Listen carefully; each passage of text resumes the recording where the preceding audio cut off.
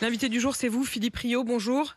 Vous êtes le Bonjour, maire, Apolline de le Malherbe. maire de Grigny, maire PCF de Grigny en Essonne. C'est l'une des villes les plus pauvres de France.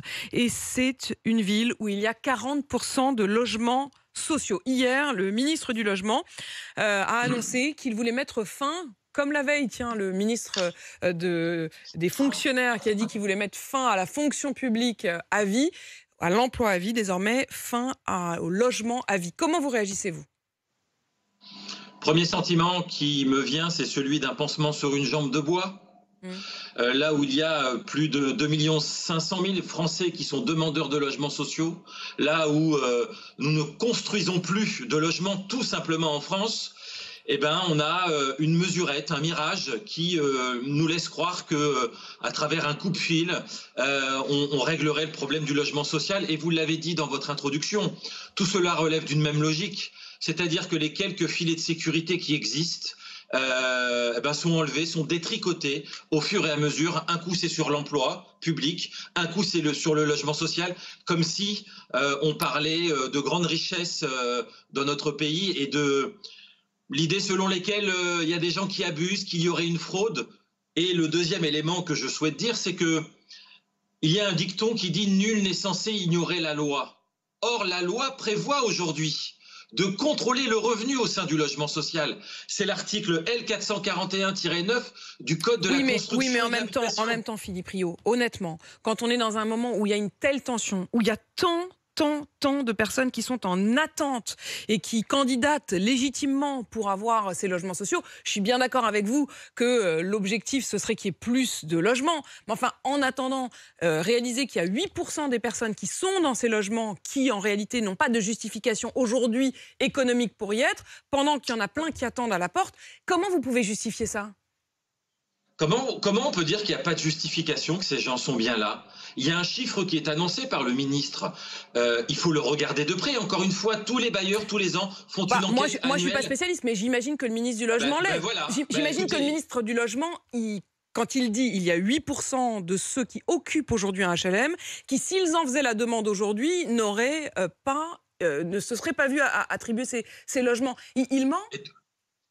Non, je dis juste qu'intellectuellement, est-ce qu'on peut poser les bonnes bases? Je ne dis pas que c'est un menteur, je dis, est-ce qu'intellectuellement, on peut poser les bonnes bases? Est-ce qu'on dit aussi qu'il y a près de 100 000 aujourd'hui locataires du logement social qui, parce qu'ils ont des revenus un petit peu plus élevés, payent un surloyer? Ne divisons pas les Français, franchement. C'est ça à travers cette phrase-là, alors que le travail soit regardé de plus près. Que, effectivement, on puisse mettre fin à quelques abus. Évidemment qu'il faut le faire. Évidemment qu'il faut le faire. Mais sur le principe, Philippe Rio, et pour le coup, je pense que philosophiquement, on peut tous être d'accord pour dire qu'on peut espérer dans une trajectoire de vie que les revenus évoluent, que la situation évolue, parce que les enfants, quand ils sont grands, ils quittent l'appartement, que donc quand on avait besoin, au moment où on a fait une demande de logement, d'un appartement avec 3 chambres, par exemple, si les enfants sont partis, on en a peut-être moins besoin, et que pendant ce temps-là, quand il y a 2,6 millions de ménages qui sont en attente de logements sociaux, ce serait bien qu'il y ait un petit turnover. Non ? Oui, quand il y a des exemples comme ça, mais vous savez... c'est toutes les familles. Enfin, toutes les familles, à un moment ou à un autre, ont des enfants qui grandissent et qui partent du nid. Ça s'appelle de la mutation. Et croire que l'ascenseur social est une courbe qui est ascendante, bien sûr, je disais des évolutions sans dans la vie, sans etc. Je peux vous donner un autre exemple, une autre situation qui inquiète dans le logement social. Il y a un vieillissement dans le logement social. C'est-à-dire qu'effectivement, vous avez un couple qui s'est installé il y a 30-40 ans, qui a élevé ses enfants. Les enfants sont partis et vous avez raison. Il y a la question de la mutation à l'intérieur du logement social. Et puis, le mari est parti. Et puis, il reste une femme qui, effectivement, se retrouve dans un T3 ou dans un T4. Elle est seule.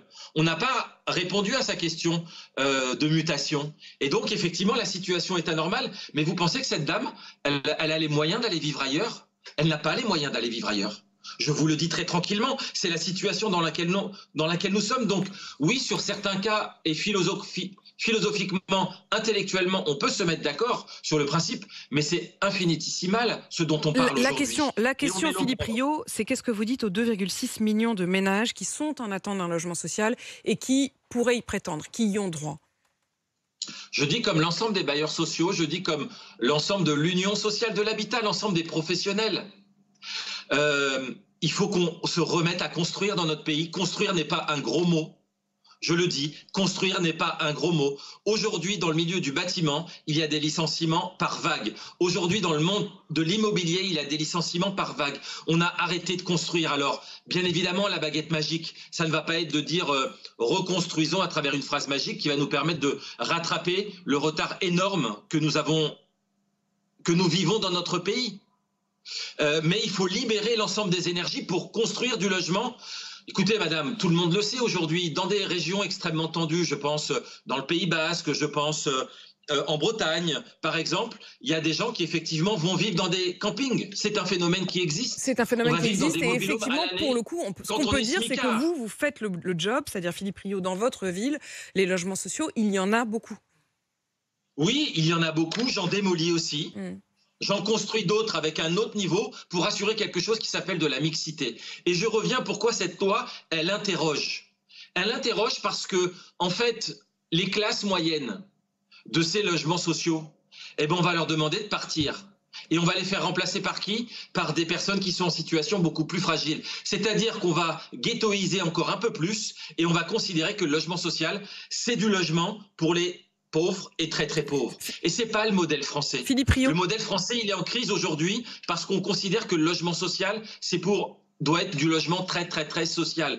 Et c'est pas ça le modèle. Je rappelle que 70% des Français ont accès au modèle social qui est un modèle universaliste. Et c'est à ça que ce gouvernement veut mettre fin, et ce n'est pas juste encore plus dans la situation actuelle. Et on entend aussi votre réaction et votre colère, Philippe Rio, maire PCF de Grigny en Essonne. J'ai une question encore, j'aimerais une question de vous d'ailleurs, plus précisément. Philippe Rio, je reçois lundi matin le président de la République sur notamment la question de l'héritage des Jeux Olympiques. Vous êtes maire de Grigny, vous êtes en Essonne. Est-ce qu'il y aura une part du gâteau? C'est-à-dire, est-ce que vous aurez pour vos habitants une part de cet héritage des Jeux Olympiques? Une part non, quelques miettes peut-être. Vous auriez aimé plus? Vous auriez pu avoir plus? Oui. Il y a incontestablement... Allez, j'ose espérer que l'héritage 2024 puisse vivre pour de vrai après la fin des Jeux Olympiques et Paralympiques. C'est-à-dire qu'au mois de septembre, il y a une dynamique qui puisse perdurer. Nous préparons l'héritage. Nous ne sommes pas un territoire sur lequel il y a des épreuves. Par contre, on doit réussir une nation sportive, je le crois. Je pense que c'est important en matière d'insertion par le sport, en matière de performance sociale et éducative par le sport. Tous les jours, on s'aperçoit que le sport est extrêmement important, y compris dans les quartiers populaires, mais également dans la ruralité, quand j'écoute mes collègues. Et donc, il y a besoin de cet élan au lendemain des JO, de cet événement médiatique et mondial. Merci Philippe Rio. Vous êtes donc le maire PCF de Grigny en Essonne. Merci à vous.